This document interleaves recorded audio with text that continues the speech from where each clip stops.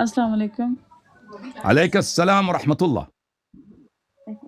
کیسے ہیں آپ؟ ٹھیک ہے؟ اللہ تعالیٰ آپ کو بہت سلامتی، بہت عزت دے۔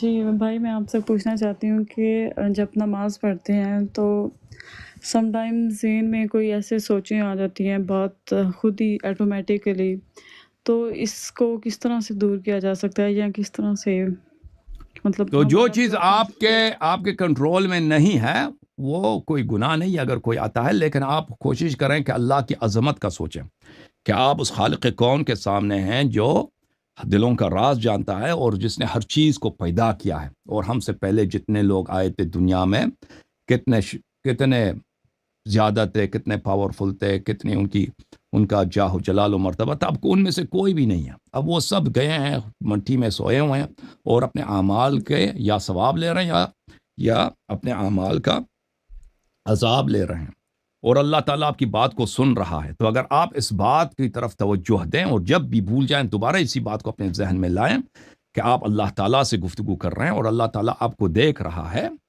رسول اللہ صلی اللہ علیہ وآلہ وسلم نے ابو ذر سے فرمایا، ابو ذر اعبد اللہ کأنک تراہ فإنک ان لم نکن تراہ فإنہ یراک، کہ اللہ تعالیٰ کی اس طرح عبادت کرو کہ وہ آپ کو دیکھ رہا ہے، اگر آپ اس کو نہیں دیکھ رہے تو اللہ آپ کو دیکھ رہا ہے۔ آپ اس طرح ہمیشہ ذہن میں رکھیے کہ گویا آپ اللہ اگر سامنے ہوتا تو اب اللہ اگر سامنے نظر آ رہا ہوتا تو اب اللہ تعالیٰ سے کتنی خاشع ہوتی۔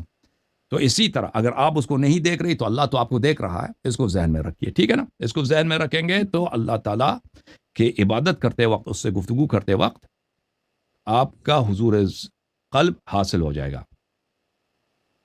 جی بہت شکریہ، اللہ آپ کو سلامت رکھے۔ Thank you sister, thank you, میں اللہ آپ کو عزت دے۔